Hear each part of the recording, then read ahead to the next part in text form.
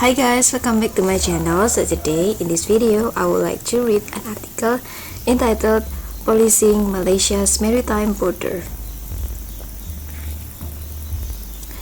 As Malaysia's bureaucracy looks so streamlined maritime law enforcement, it should draw on lesson from the creations of the Australian Border Force to help it create a coherent, unified agency.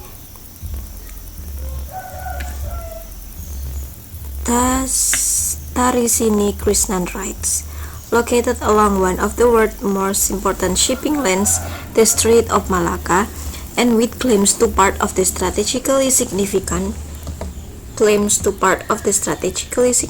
South China Sea, maritime law enforcement is a significant component of Malaysia's national security policy. With approximately 19 agencies currently involved in maritime policymaking, calls are growing for the Malaysian government to create a National Maritime Single Port of Contract or NMSPOC, which would centralize and streamline maritime law enforcement in the country. Bringing together so many agencies with diverse and sometimes competing interests under one roof can be a fraught process, but Malaysian policymakers can learn from Australia's effort during the creations of the Australian Border Force or ABF. The only continent to be occupied by a single state without a land border, Australia spans the Pacific, Southern and Indian Oceans, and neighbors archipelagic nations like Indonesia, New Zealand, and several Pacific island nations. Understandably, given Australia's geography, it has significant maritime interests and security concerns like Malaysia. However, over the last decade, Australia's maritime border security strategy has undergone significant transformation. On 1 July 2015, the federal government merged the Australian Customs and Border Protection Service or ACBPS into the Department of Immigration and Border Protection or DIBP and created the ABF as the department operational arm. The ABF is now housed within the Department of Home Affairs, which was created in late 2017. But the formation of the ABF was not an easy task. The first challenge was to bring two different organizations with different cultures and working environment together effectively. The creations of the ABF represent a significant change in the way Australia executes its border security strategy.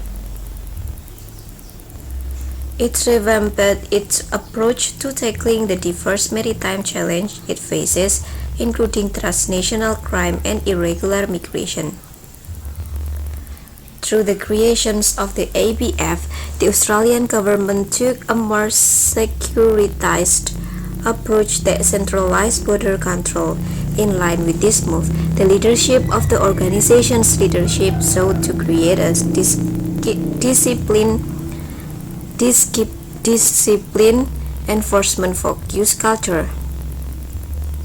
Uniforms were introduced for some ABF personnel, and all immigration and border protection staff became subject to drug and alcohol testing, rather than just operational personnel.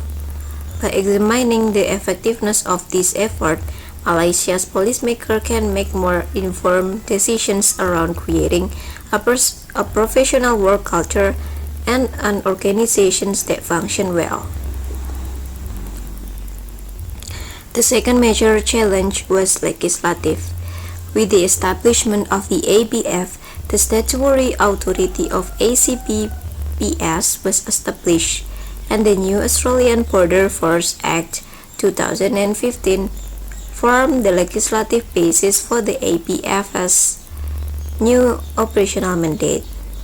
Legislative consolidations played a crucial role in in centralizing operations that require the involvement of different kinds of enforcement bodies.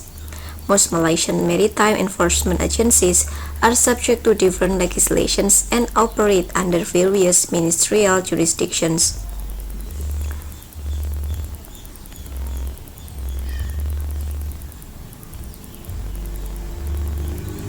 Consolidated legislations that creates clear lines of accountability, similar to the Australian Border Force Act, will be an important step for Malaysian policymakers in streamlining the country's maritime law enforcement efforts.